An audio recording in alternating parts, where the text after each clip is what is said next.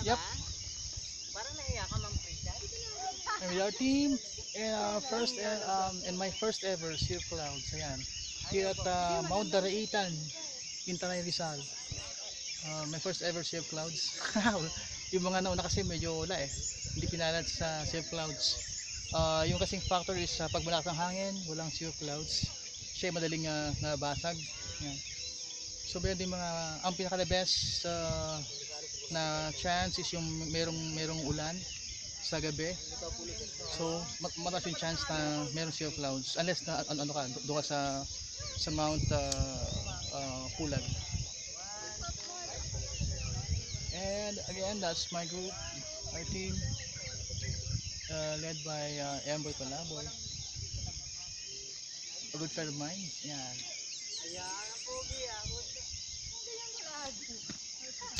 Yung bata to. Emboy! Ren, say hi. Hi guys! Hello! Hi. Hello! Groupie ba? O sa video Hindi. pala? Hi! Good morning! Yes! Welcome! Sa Terence! Sa Terence! Happy Independence Good morning! Nasa shoulder na tayo ng ano? Shoulder? Shoulder pa lang to eh.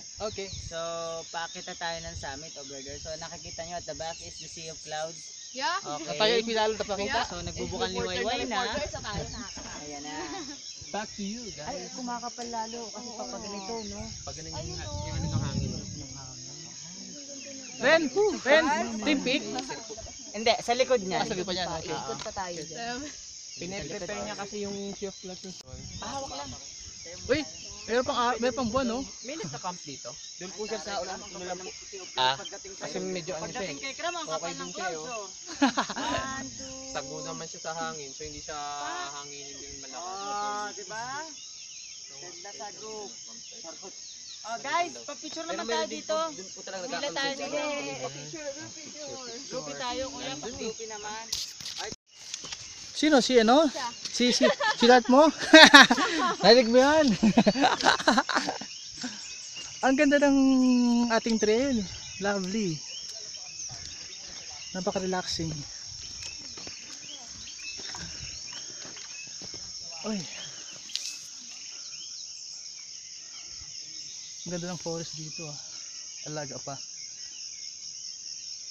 Mayroon ko nito, mga agila.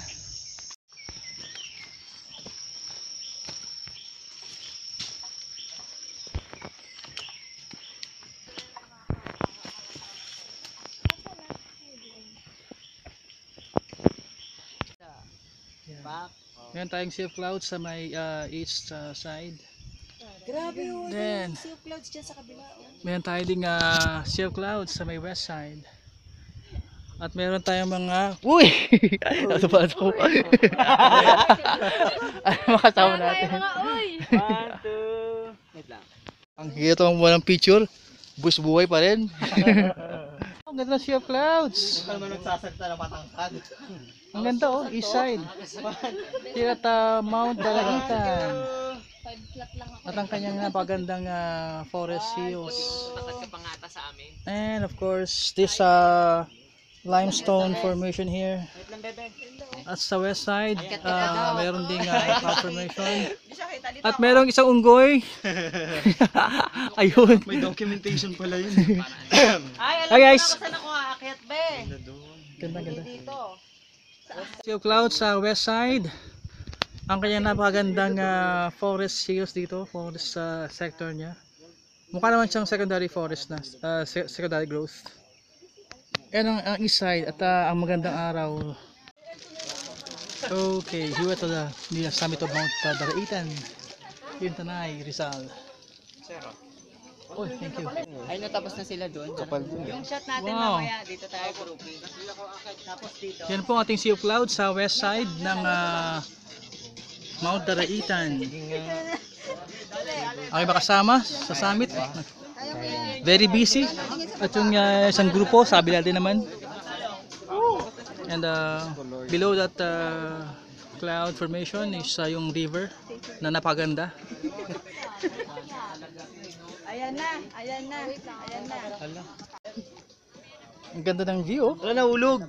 Ang ganda ng kanyang wall. Game. Asan si Kram? Oh, Tama boy. 1, Wait lang. Ang ganda ng forest dito. Ang ganda ng mundo, ang ganda ng mga forest cover.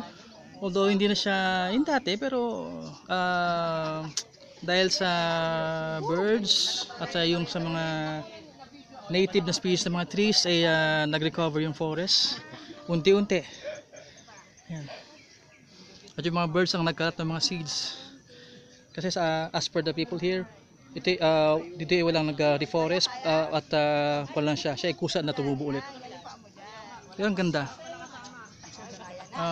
Then again, mayroon pa daw mga kwan dyan, ilang mga let's say encroach sa area at ginawang farm area yung mga some patches or pockets dyan.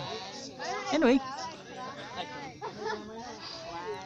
yan ating sea of clouds. Kanina buong buo yan at ngayon is pawala na. At mamaya pag tagal ka ng clearing sa baba, yung napagandang view ng river ating kunin mamaya. Okay. Okay. Yan lang po yung sa Sea of Clouds sa may east side. Ayan po. Okay. Ganda rin po yan. Mukhang mas mabuo po ito kaysa sa west side. Doon na may signal na. Ang dami ng tao. Okay.